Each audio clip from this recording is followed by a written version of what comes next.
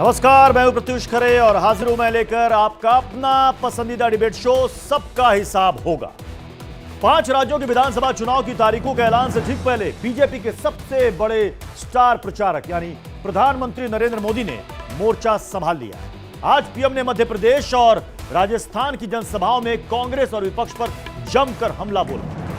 महिला आरक्षण बिल को सबसे बड़ी उपलब्धि बताते हुए उन्होंने कहा कि मोदी यानी हर गारंटी पूरी होने की गारंटी है। पीएम मोदी ने कहा कि कांग्रेस का ठेका अब अर्बन नक्सलियों के पास है। राजस्थान में सरतन से जुदा और लाल डायरी का भी जिक्र चुनावी जनसभा में पीएम ने किया। तो वहीं चुनावी राज्य छत्तीसगढ़ में राहुल गांधी ने कांग्रेस की सरकार आने पर जातीय जनगणना करवाने के वायदे को दोहराया। तो क्या पीएम के चुनावी शंखनाद से चुनावी माहौल बीजेपी के पक्ष में जाएगा? आज बड़ी बहस इसी मुद्दे पर। क्या है वो 3 सवाल? जल्दी से वो सवाल भी आपके सामने। सवाल आइए। पहला सवाल, मोदी के रोड शो में भीड़ क्या कांग्रेस के लिए खतरा है? दूसरा सवाल, क्या मोदी के दौरे से एमपी राजस्थान की हवा बदल गई? तीसरा सवाल, राजस्थान में विकास से बड़ा मुद्दा बन गया क्या सरतन से जुदा, क्योंकि इसका जिक्र प्रधानमंत्री मोदी ने आज की जनसभा में किया। तो आज कि ये सवाल है और चर्चा और बहस इसी के इर्द गिर्द होगी, लेकिन शुरुआत इस रिपोर्ट से।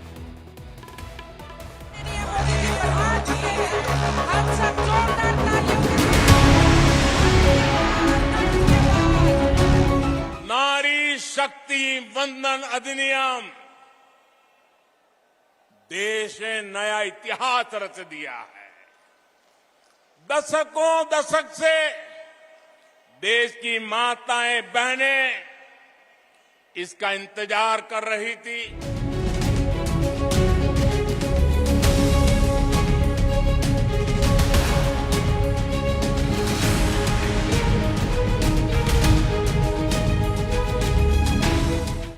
भाई और बहनों, कास्ट सेंसस हिंदुस्तान का एक्सरे है। इससे पूरे देश को पता लग जाएगा कि ओबीसी कितने हैं, दलित कितने हैं, आदिवासी कितने हैं, महिलाएं कितनी हैं, जनरल कास्ट के लोग कितने हैं।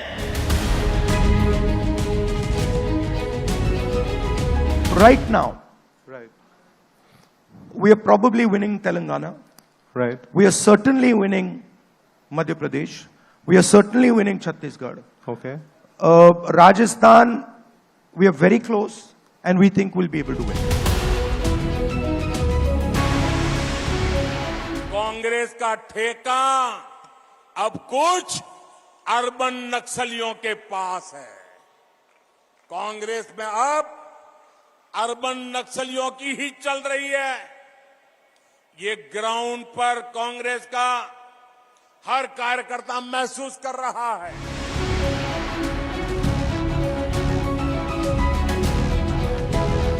अरे मैं तो तुम्हारे लीडर से कहूंगा कि अब की बार वायनाड नहीं हैदराबाद से मुकाबला करो मेरा। आओ,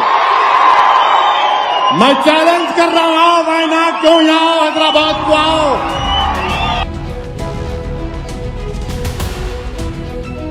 जब मोदी गारंटी देता है, जब भाजपा गारंटी देती है, तो वो जमीन पर उतरती है, घर घर पहुंचती है, हर लाभार्थी तक पहुंचती है।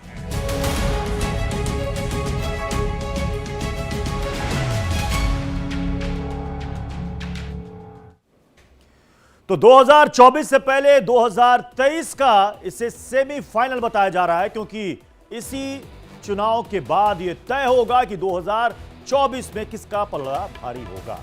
तो 2024 की जंग से पहले 23 का दंगल शुरू हो चुका है। सत्ता के लिए सियासी दल जनता के बीच दमखम लगाए हुए हैं, लेकिन जिन राज्यों में सबसे ज्यादा फोकस है उन राज्यों में किसकी सरकार है, इस बात को भी आपको समझाने की कोशिश करेंगे। मध्य प्रदेश में देखिए, मध्य प्रदेश में प्रधानमंत्री नरेंद्र मोदी ने कांग्रेस पर जमकर हमला बोला। 2018 विधानसभा चुनाव में बीजेपी को हराकर कांग्रेस सत्ता में लौटी थी, लेकिन ज्योतिरादित्य सिंधिया की बगावत ने कांग्रेस को सत्ता से बाहर कर दिया और अब शिवराज सरकार है। दूसरा, हिंदी पट्टी राज्य राजस्थान है, अब यहां अशोक गहलोत की सरकार है। 2018 में यहां भी नतीजे इनके पक्ष में गए थे। तो अब जैसे जैसे चुनाव की तारीख नजदीक आती जा रही है, चुनावी शोर बढ़ रहा है। आज पीएम मोदी ने जोरदार हमला बोला। तीसरा राज्य छत्तीसगढ़ है, जहां पर भूपेश बघेल की सरकार है, कांग्रेस की सरकार। इन राज्यों में कांग्रेस और बीजेपी आमने सामने खड़े। आगे बढ़ते हैं। अब 3 राज्य में किसकी सरकार, यह आपने देख ली। लेकिन मध्य प्रदेश के बाद प्रधानमंत्री मोदी राजस्थान के जयपुर में आज गए, जहां गहलोत सरकार के खिलाफ जमकर हमला बोला। उन्होंने लाल डायरी और सरतंज से जुदा इस मुद्दे का भी जिक्र किया। देखिए। लेकिन जहां कदम कदम पर करप्शन हो, जहां लाल डायरी में काली करतूतें हो, हर कोई कट और कमीशन में व्यस्त हो, वहां कौन पैसा लगाना चाहेगा, कौन पूंजी निवेश करेगा। जहां सरेआम गला काटने की घटनाएं हो और सरकार मजबूर हो, ऐसे वातावरण में निवेश कैसे हो सकता है। ये साधारण अपराध नहीं है, ये कांग्रेस की वोट बैंक की तुष्टीकरण की नीति का परिणाम है। जब कांग्रेस सरकार आतंकियों पर कार्रवाई के बजाय उन पर मेहरबान हो, जब कांग्रेस सरकार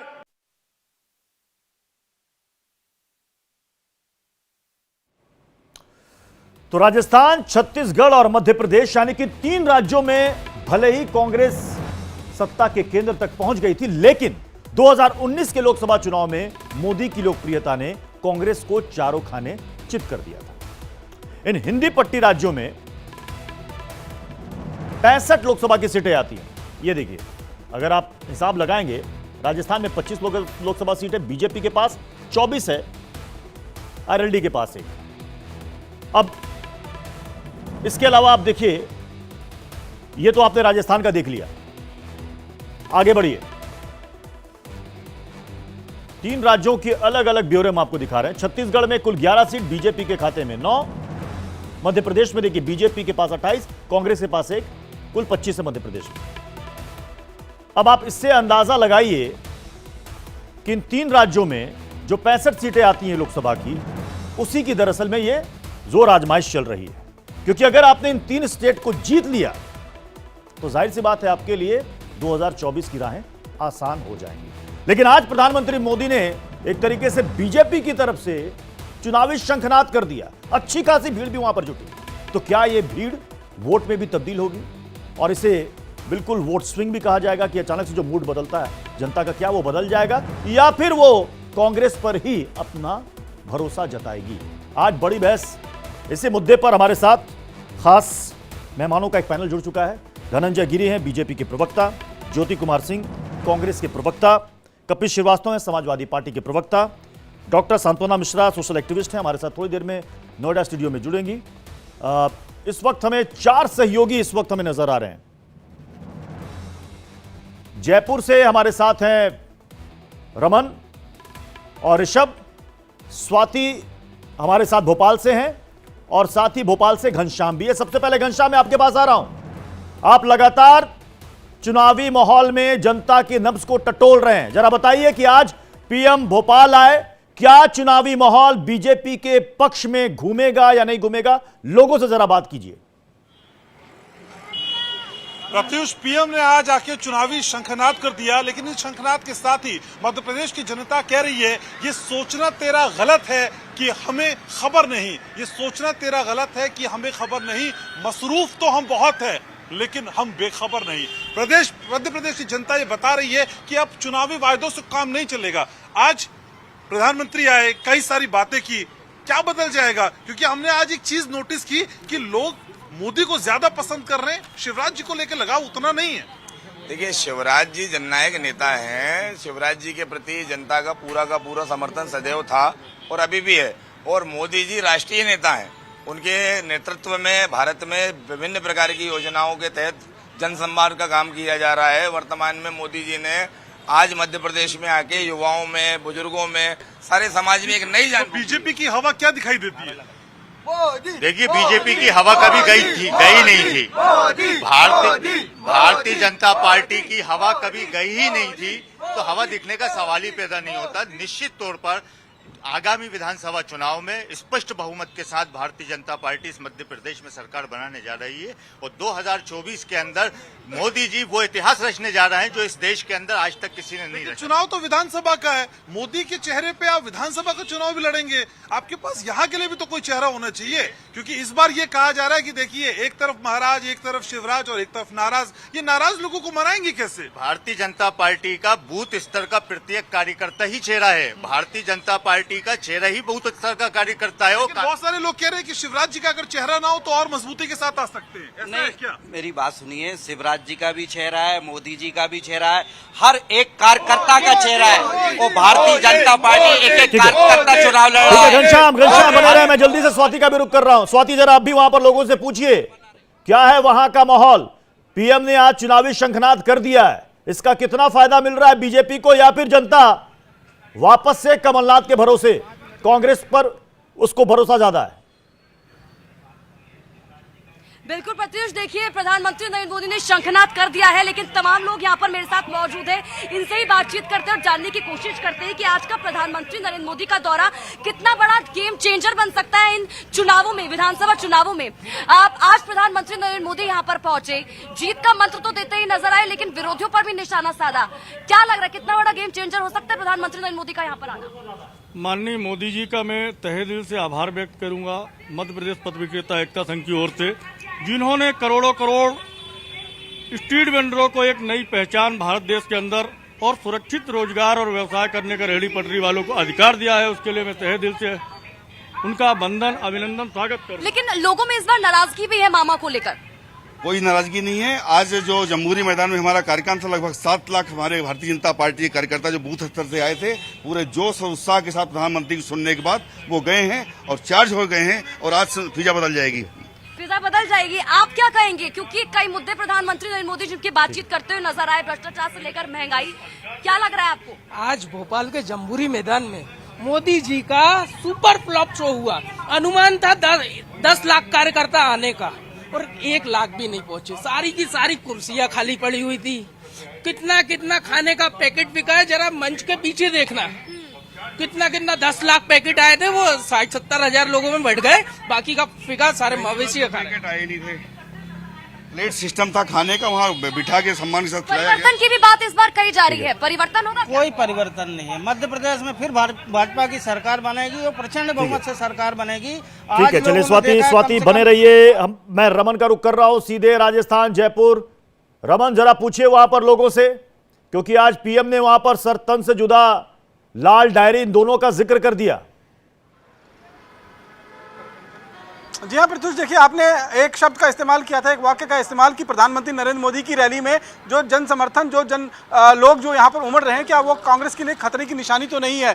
ये अगर वोट में तब्दील होती है तो निश्चित रूप में एक बहुत बड़े खतरे की निशानी कांग्रेस के लिए होगी। राजस्थान की जनता इस समय मेरे साथ मौजूद है। सर, आप कहाँ से आए हैं प्रधानमंत्री की रैली में? साहब, मैं टोंक जिला विधानसभा मालपुरा से आया हूँ, टोडा मालपुरा। ये प्रधानमंत्री की आज रैली थी, जितने लोग यहाँ पर शामिल हुए थे, किस तरीके का माहौल बनता हुआ नजर आ रहा है, क्या लग रहा है? साहब, मैं आज दिल से कह रहा हूँ, जो पब्लिक आई है ना, आज तक का रिकॉर्ड है।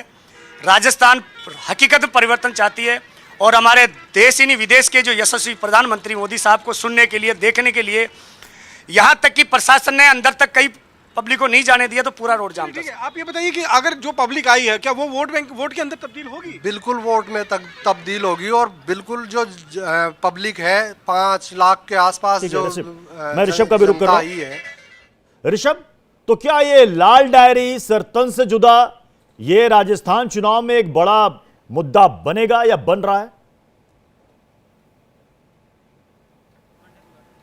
देखिए प्रत्युष, इस वक्त मेरी मौजूदगी धादिया में है, जहां पे महासभा को अभी संबोधन करके प्रधानमंत्री नरेंद्र मोदी गए हैं। यहाँ पे तमाम लोग मौजूद हैं, चाहे मैं बात करूं युवा की बात करूं या फिर आप देखिए बुजुर्ग भी यहाँ पे मौजूद है। सर, जिस तरीके से प्रधानमंत्री ने लाल डायरी की बात की, अशोक गहलोत पे निशाना साधा, क्या लगता है, या नारी सशक्तिकरण की बात कही, और तमाम जो महिला, इस बार पहली बार हुआ है राजस्थानी पॉलिटिकल इतिहास में कि जो भी नेतृत्व था वो महिला कर रही थी, क्या कहना चाहेंगे? बीलवा में जब नई सहेगा राजस्थान अभियान का आगाज हुआ था, तब से ही युवा, महिला, किसान विरोधी और भ्रष्टाचार की सरकार के खिलाफ संपूर्ण राजस्थान में एक वातावरण तैयार हुआ था और उसी के तहत 4 परिवर्तन यात्राएं निकली थी और उन यात्राओं के समापन युवा है भी मौजूद हमारे साथ, क्या कहेंगे? परिवर्तन चाहिए इस बार, जैसे प्रधानमंत्री आज जिस तरीके से आप लोग भी यहीं के हैं, क्या कहना चाहेंगे आप? नहीं, परिवर्तन चाहिए हमारे को। हाँ, युवाओं को परिवर्तन चाहिए, युवाओं को रोजगार मिले और बढ़िया काम हो हमारे। प्रधानमंत्री आज आए थे, उनका भाषण आपने संबोधन सुना भी, क्या लगा, कैसा लगा आपको? बहुत अच्छा लगा प्रधानमंत्री जी का भाषण।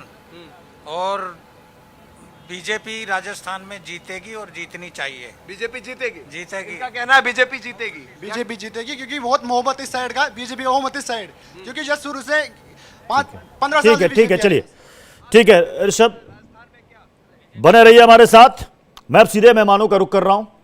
सबसे पहले धनंजय गिरी जी, 2023 के लिए चुनावी शंखनाद हो गया। आपकी पार्टी के सबसे बड़े स्टार प्रचारक यानी खुद स्वयं प्रधानमंत्री नरेंद्र मोदी ने अब यह मोर्चा संभाल लिया है। तो क्या मैं ये मानूं या लोग ये माने कि इन 5 राज्यों के विधानसभा चुनाव में, जिसमें 3 बड़े स्टेट हैं हिंदी पट्टी के, इसमें चेहरा पीएम मोदी का ही होगा? उन्हीं के चेहरे पर बीजेपी जा रही है? सोच समझ कर इसका जवाब दीजिएगा, क्योंकि जीत और हार उसी चेहरे पर तय होनी है। प्रत्युष जी, प्रधानमंत्री नरेंद्र मोदी के नेतृत्व में नेशन नित नई ऊंचाइयां छू रहा है। प्रधानमंत्री का संदेश क्या है? चांद पर चलो, सूरज से आंखें मिलाओ। आज आप देख रहे होंगे कि हीराबेन का ये बेटा आज महिलाओं की आंखों का तारा हो गया। आज सारी महिलाएं, कोई उनमें अपना भाई देख रहा है, कोई पुत्र देख रहा है, कोई पिता देख रहा है। इस तरह का आदर सम्मान का भाव, कुरुंदन जो समाज के हिस्से में कांग्रेस ने कुरुंदन दिया था उसका बंधन करने का भाव, तमाम जो तरह की सुविधाएं, जिस तरह से देश का नित नए विकास की बात हो रहा है, निगेशन की बात ही नहीं हो रही। कांग्रेस काल में लंबे समय तक चला गरीबी हटाओ, अमीरी लाओ की बात हो रही है। 10वीं अर्थव्यवस्था 5वीं अर्थव्यवस्था बनी, 5वीं अर्थव्यवस्था से दावा किया जा रहा है 3री अर्थव्यवस्था बनाने का। आज 12 करोड़ टॉयलेट, 12 करोड़ की सम्मान किसान निधि, 4 करोड़ लोग का आवास, इस तरह की जिस ढंग से कांग्रेस के समय में जो एम्स थे आज उसके दुगना से भी ज्यादा कर दिए गए। जितने एयरपोर्ट थे उससे दुगना आज बना दिए, उतने बना दिए गए। और जिस तरह से जो 3 लाख किलोमीटर सड़कें थी उस 7 लाख किलोमीटर सड़कें बन गई। तो जिस तरह से रोज भारत तो चेहरा पीएम मोदी है आपके इस पूरे स्टेट में जहां पर असेंबली इलेक्शंस है।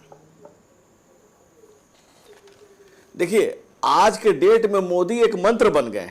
आने वाले समय में इस पर मंत्रणा होगी कि क्या कोई ऐसा भी व्यक्ति आया था जिसने दुनिया के जितने थिंक टैंक हुए, आप मार्क्स को ले लीजिए, चाहे मिल्सी को ले लीजिए, लास्की को ले लीजिए, मैकफरस को ले लीजिए, या जूनियर मार्टिन किंग को ले लीजिए, या गांधी जी को लीजिए, ज्योतिबा फुले को लीजिए, बाबा साहब डॉक्टर भीमराव अम्बेडकर को लीजिए, जिसने भी समाज के अंतिम पायदान पर खड़े हुए व्यक्ति की चिंता की। और आज श्रद्धेय दीनदयाल उपाध्याय जी की भी जयंती, एकात्म मानव दर्शन जिन्होंने दिया, इन सभी के विचारों को अगर लीजिए तो नरेंद्र मोदी जी ने उसे मंत्र पर डाल दिया, उसे शब्द दिया, सबका साथ, सबका विकास, सबका विश्वास और सबका प्रयास। और ये मंत्र देकर के मैं कहूंगा प्रत्युष जी कि आने वाली सदियां तुम पे नाच करेगी हम असरों, जब उन्हें मालूम चलेगा कि तुमने नरेंद्र मोदी को देखा था। आने वाली सदियां कहेंगी महात्मा गांधी ने किताब लिखा माय एक्सपेरिमेंट विद ट्रूथ, सच के साथ उन्होंने प्रयोग किया। नरेंद्र मोदी जी ने सच को जिया, देखिए सच के साथ जिया और सच को सौभाग्य दिया कि आने वाली पीढ़ियां उसको आगे बढ़ा सके। पीएम मोदी होंगे या नहीं होंगे, इन्होंने घुमा फिरा करके जवाब दिया। इन्होंने कहा कि मोदी का मतलब है कि जीत का मंत्र। अब ये बताइए ज्योति जी कि राजस्थान में ये क्लैश गहलोत वर्सेस सचिन पायलट, क्योंकि राहुल गांधी ने भी, हमने वो बयान भी सुनाया जिसमें कह रहे हैं कि राजस्थान में क्लोज फाइट है। इट मींस कि कांग्रेस को भी कहीं ना कहीं डाउट है। देखिए प्रत्युष जी, चूंकि अब हमारी सरकार है वहाँ, तो चूंकि वो प्रैक्टिकल बड़े ईमानदार आदमी है राहुल गांधी जी, जो बात बोलते हैं दिल से बोलते हैं, दिमाग से उतना प्लानिंग करके नरेंद्र मोदी की तरह नहीं बोलते हैं, जो गुब्बारे बनाते हैं, जो फूट जाने वाली बात नहीं करते हैं, वो सच्चाई की बात करें। क्योंकि हमारी सरकार है तो एंटी इनकम्बेंसी तो जिसकी सरकार होती है वो तो रहती है। लेकिन उन बातों ने, मैं आता हूँ मुद्दे पर।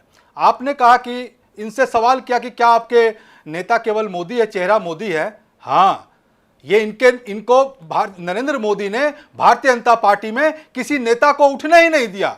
अपने ही चेहरे को बेचते रहे, चाहे वो पंचायत का चुनाव हो, चाहे वार्ड का चुनाव हो, असेंबली का हो, चाहे पार्लियामेंट का हो। आपने तो इसका हश्र कर्नाटक में आपने देख लिया, इसका हश्र तो आपने हिमाचल में भी देख लिया। लेकिन देखिए, ये पूरे मध्य प्रदेश में जाकर इन्होंने और राजस्थान में इन्होंने आज रैली की। पूरे 51 मिनट 52 मिनट इन्होंने भाषण दिया, जिसमें कि 47 बार केवल कांग्रेस का ही नाम लेते रह गए।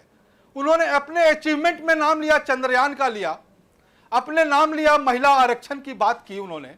देखिए, दोनों की बात जरा मुझे समय दीजिएगा बोलने का।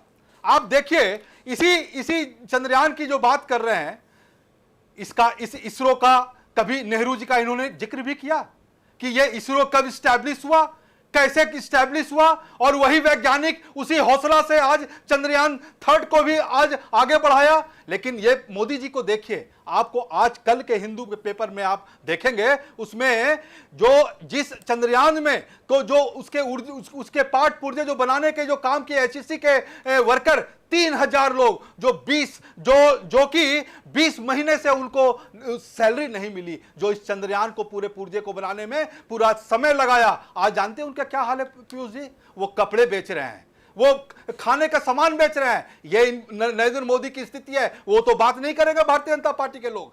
महिला आरक्षण पर आ जाइए। महिला आरक्षण पर देखिए, राहुल गांधी तो कह रहे हैं कि आपके पास बहुमत है, आप राज्यसभा में पास कीजिए, आप लोकसभा में पास कीजिए, हम लोग सब तैयार है। क्यों नहीं करते हैं? क्योंकि इनको आरक्षण देना ही नहीं है। इनको आरक्षण महिलाओं को देना ही नहीं है, महिलाओं को सशक्तिकरण इनको प्रदान करना ही नहीं है। तो ये बोले कि जनगणना के बाद में होगा, तो डिलिमिटेशन के बाद होगा। क्यों भाई? आपके पास है तो आप कर दो। राहुल गांधी सवाल उठा रहे हैं। दूसरा क्या उठा रहे हैं कि आप क्यों नहीं कास्ट सेंसर क्या कर रहे हैं? क्यों नहीं आप ओबीसी रिजर्वेशन की बात कर रहे हैं? राहुल गांधी ने कर्नाटक में भी, लेकिन ज्योति जी मैं इसका जवाब धनंजय जी से लूंगा। लेकिन ज्योति जी ये बताइए कि आप कह रहे हैं कि जातीय जनगणना कराइए, और खुद आप ही के पार्टी के नेता राहुल गांधी ने माना कि हमारी बहुत बड़ी गलती थी।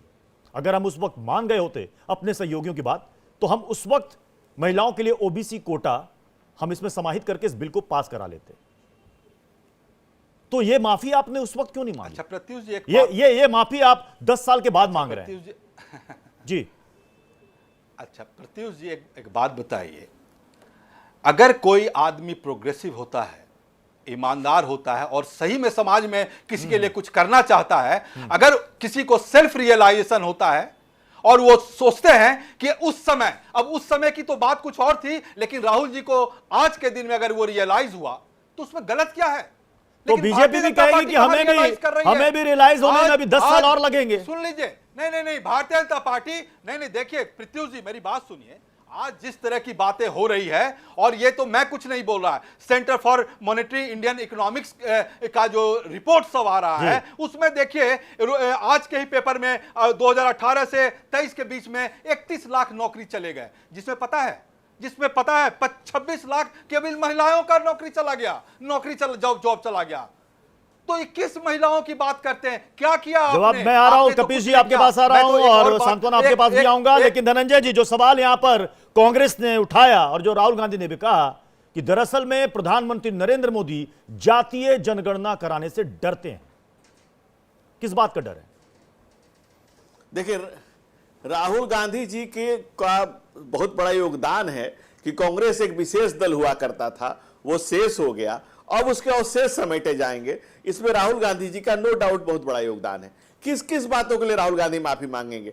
काका कालेलकर की रिपोर्ट जो नेहरू जी ने ठंडे बस्ते में डाल दी, उसके लिए मांगेंगे? मंडल कमीशन की रिपोर्ट जो इंदिरा गांधी जी ने ठंडे बस्ते में डाल दी, उसके लिए मांगेंगे? या मंडल कमीशन की रिपोर्ट के खिलाफ राजीव गांधी का जो भाषण है पार्लियामेंट में, उसके लिए मांगेंगे? किस चीज के लिए माफी मांगेंगे? कांग्रेस कितनी माफिया मांगेगी, कितनी माफीनामा लिखेगी? राहुल गांधी जी खुद ही इस बात की तस्दीक कर रहे हैं कि कांग्रेस ना तो महिलाओं का विकास किया, ना महिलाओं के लिए आरक्षण की कोई व्यवस्था की। राहुल गांधी ही ऐसा कह सकते हैं कि आज लागू करिए। ये चुटकी बजाने वाला काम राहुल गांधी ही कर सकते हैं। जो इससे जिम्मेवार व्यक्ति होगा, जो जानता है नियम कानून संविधान जानता है, जिसको बाबा साहब डॉक्टर भीमराव अंबेडकर के दिए गए संविधान में श्रद्धा का भाव है, वो जानता है कि डिलिमिटेशन करके प्रॉपर बना करके, जैसा आदरणीय गृह मंत्री जी ने सदन के पटल पर कहा कि कल को वायनाड की सीट महिला हो जाए तो आप कहिएगा कि पार्शलिटी हो गई। ये इसका प्रॉपर तैयारी की जाएगी, प्रॉपर कर करके। नरेंद्र मोदी का नाम है, जिस व्यक्ति का नाम है वो नाम नहीं संदेश है, शब्द नहीं, एक मंत्र है, मंत्र नहीं महामंत्र है। ठीक है, जिसके माध्यम से ठीक है, मैं कपिल जी आपके पास आ रहा हूं कि महिलाओं की तस्दीक की जाएगी। इस बात पीएम को के सिक्योर दो किया जाएगा, जनसभाओं में जो कहा गया उन्होंने महिला सशक्तिकरण की बात की, महिला शक्ति वंदन अधिनियम की बात की, और वो कह रहे हैं इससे घमंडिया गठबंधन को डर लग रहा है। ये वही लोग हैं जो एक समय में बिल फाड़कर फेंका करते थे और आज इनकी मजबूरी है, अब ये फंस गए हैं जनता के सामने। यानी कि बीजेपी ने महिला आरक्षण विधेयक को एक बड़ा कार्ड बना लिया है चुनाव में, जिसे 2023 में भी बुना रही है और 24 तक भुनाएगी। प्रत्युष भाई,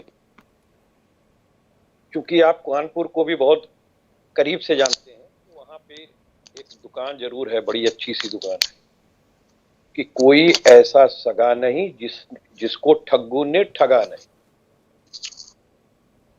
माननीय नरेंद्र मोदी जी दो चेहरे लगा के चलते हैं, और पूरी भारतीय जनता पार्टी और आरएसएस कैसे लगाती है अभी आप देख लीजिए।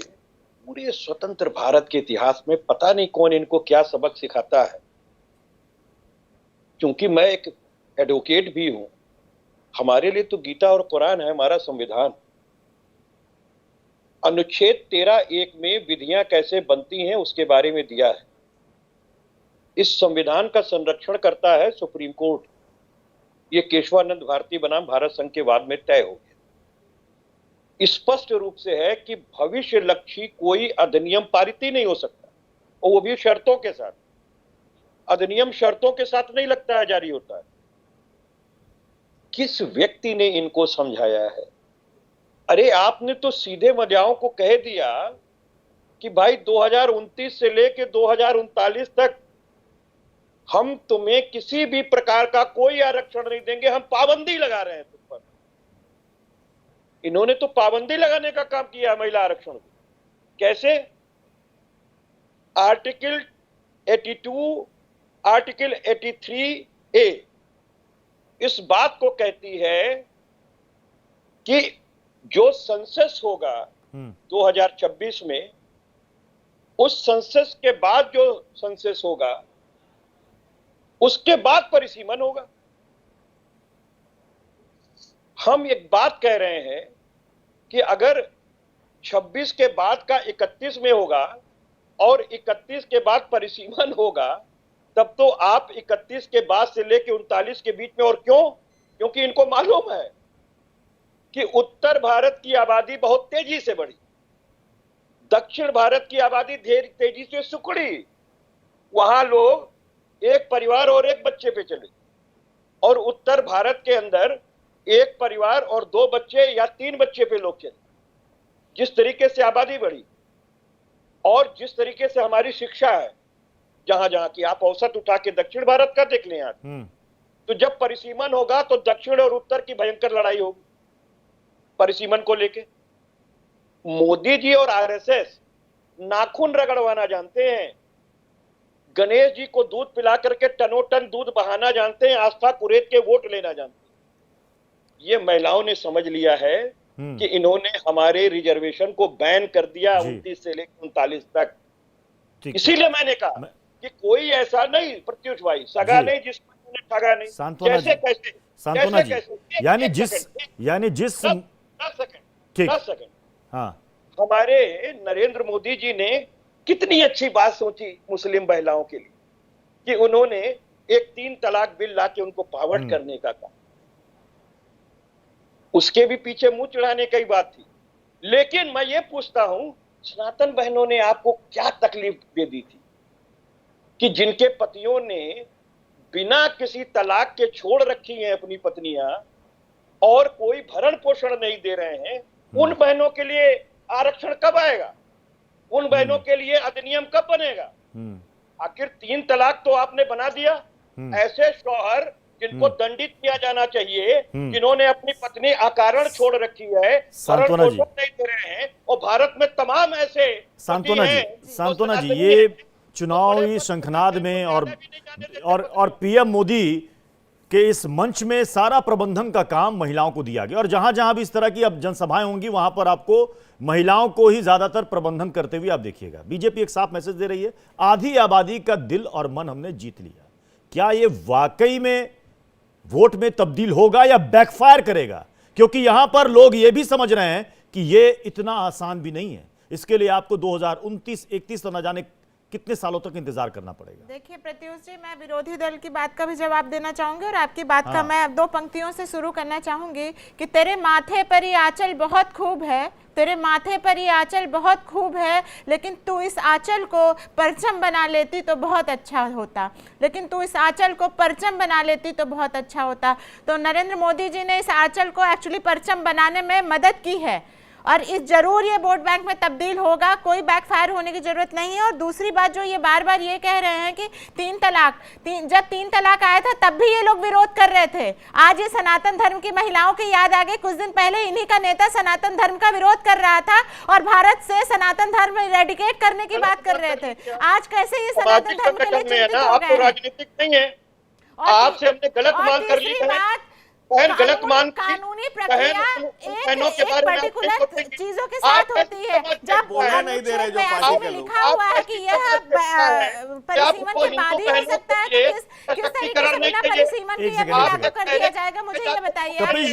कपिल जी सब कोई अपनी अपनी बारी में बोले। देखिए एक सेकंड, कपिल जी जब आप बोल रहे थे, धनंजय जी बोल रहे थे, ज्योति जी बोल रहे थे, बीच में इन्होंने कुछ नहीं कहा। इनको सुन लीजिए, उसके बाद आप सवाल जवाब कर सकते हैं। देखिए अभी ये 3 तलाक कानून की बात कर रहे थे। जिस दिन 3 तलाक कानून आया था सबसे बड़े विरोधी ये थे। कुछ दिन पहले इन्हीं के गुटका I.in.India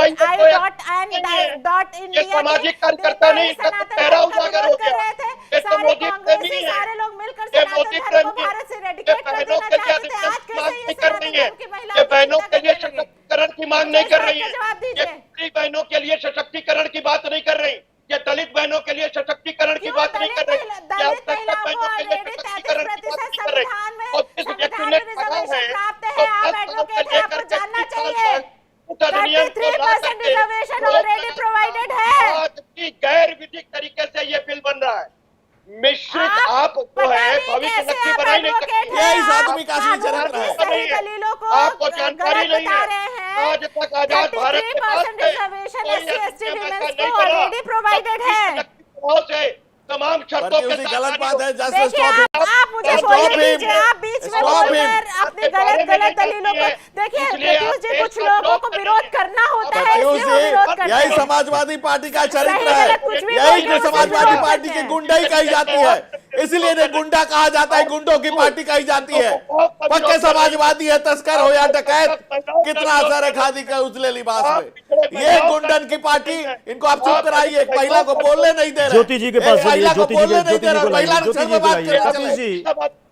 जी कपिल जी एक एक करके बोले, ज्योति शर्म आदमी एक महिला को नहीं बोलने दे रहे हो। ज्योति सिंह जी, प्रधानमंत्री ने सर तन से जुदा का जिक्र किया, लाल डायरी का जिक्र किया, मतलब आप समझ रहे होंगे।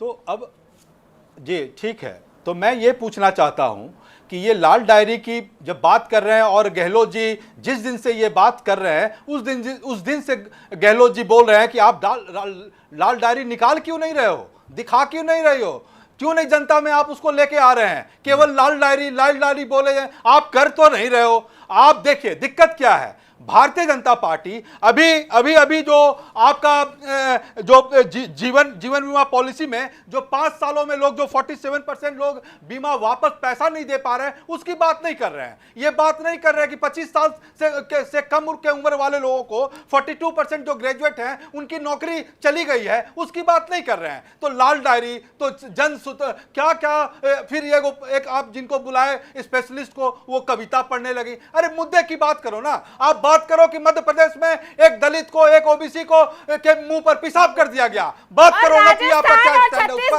आप बात करो ना, आप बात करो ना कि पार्लियामेंट को आपने इनॉग्रेट किया, आपने राष्ट्रपति को नहीं बुलाया। बात करो ना आप उसके बारे में। कविता पढ़ने से होगा, कविता पढ़ने से होगा।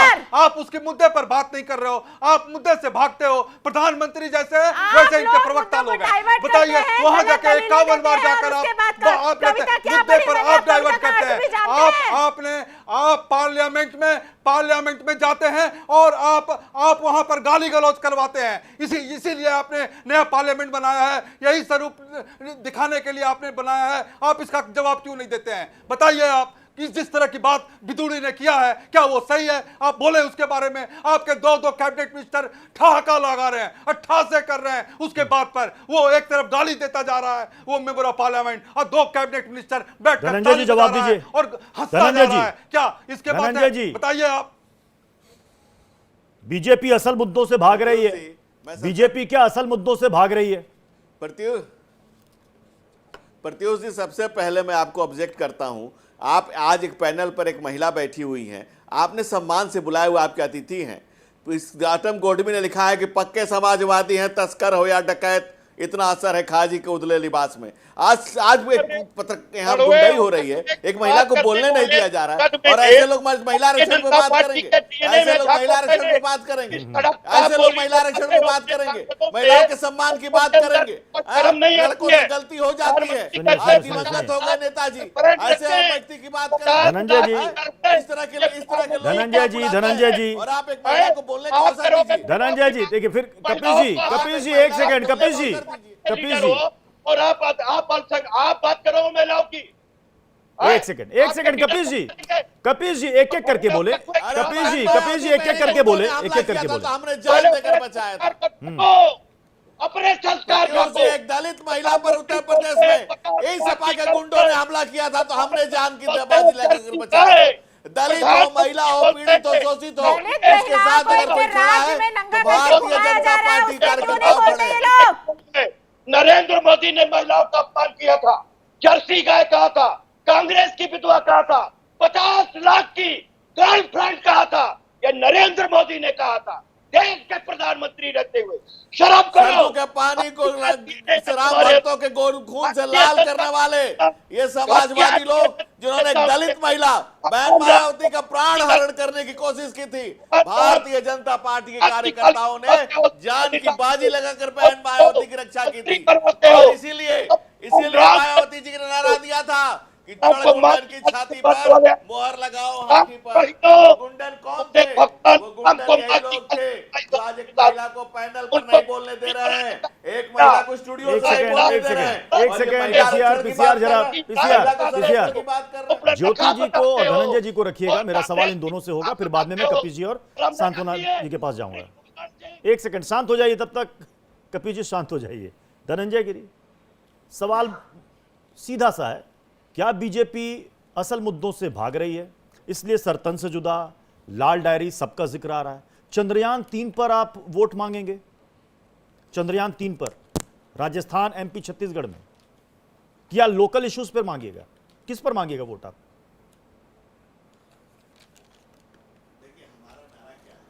Vocal for local. अगर प्रधानमंत्री आपका माइक जरा उठा के अपने पास रखिए, माइक अपने पास रखिए उठा के, धनंजय जी।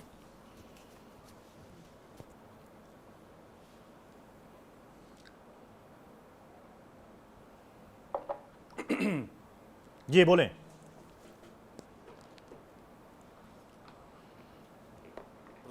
प्रधानमंत्री जी ने नारा क्या दिया था?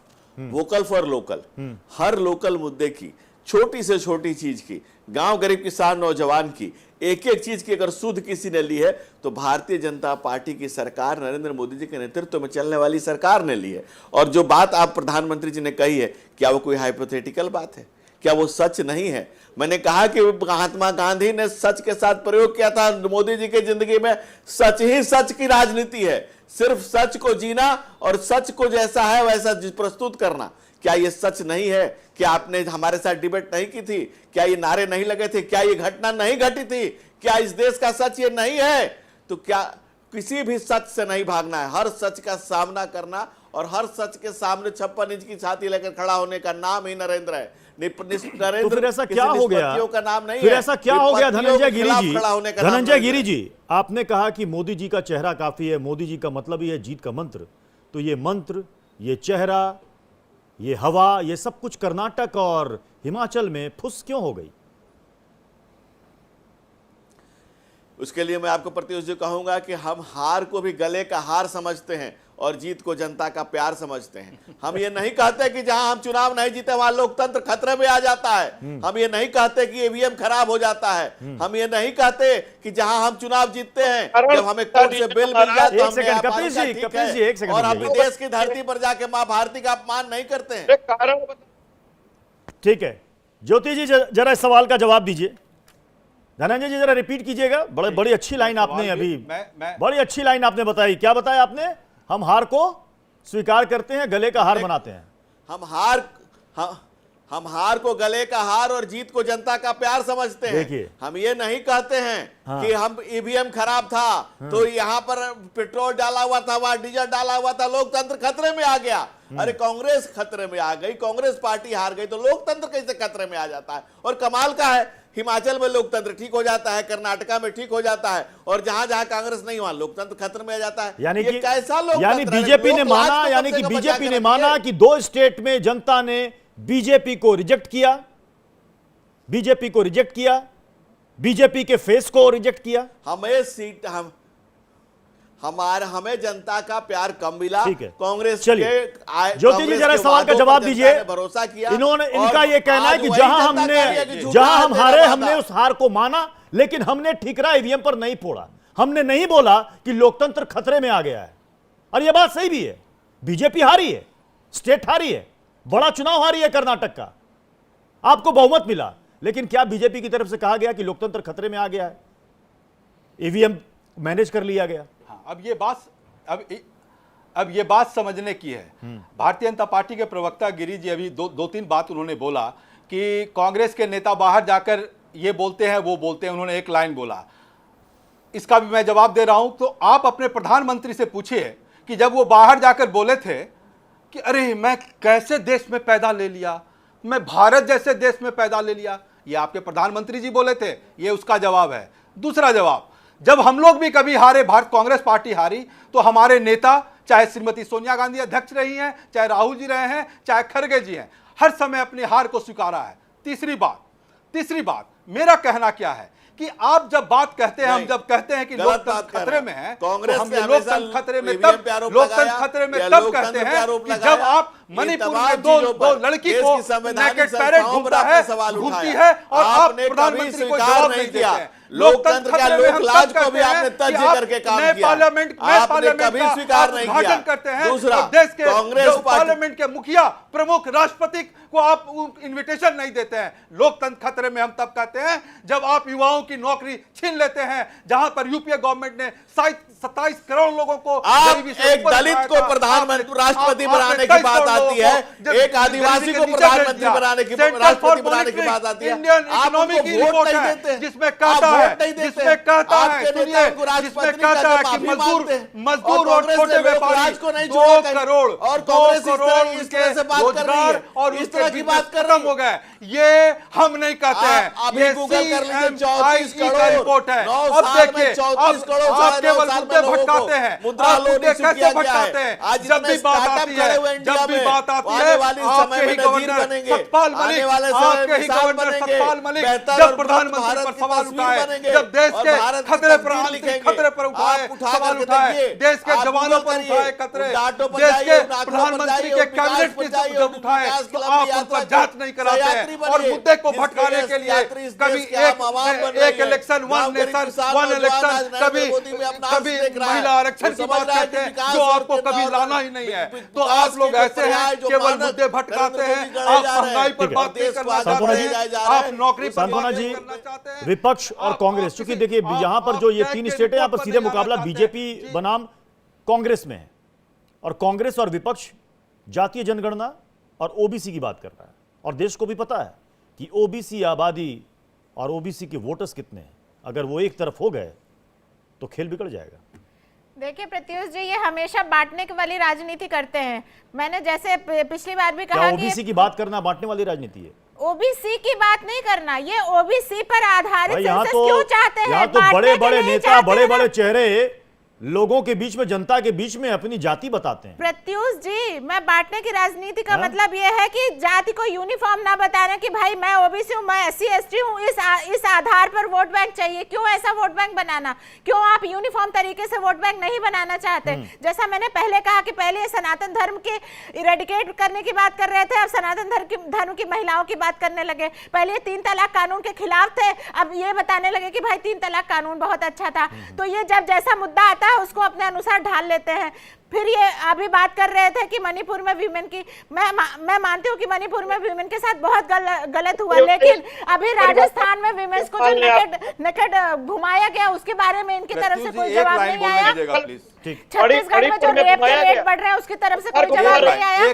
प्रत्युष जी, मैं एक डाटा बताना चाहती हूँ 75 वर्षों से अभी तक महिला सांसदों का प्रतिशत सिर्फ 9% है। अगर इस प्रतिशत को बढ़ाने के लिए प्रधानमंत्री जी प्रयासरत है तो इनके परेशानी इनको क्यों हो रही है?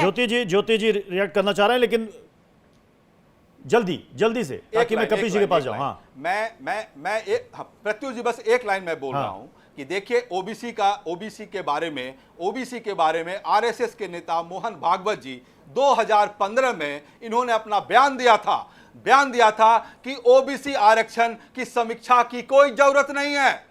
आज क्या बात हो गई कि मोहन भागवत जी आज बोलने लगे कि ओबीसी का आरक्षण होना चाहिए, बढ़ना चाहिए? क्यों?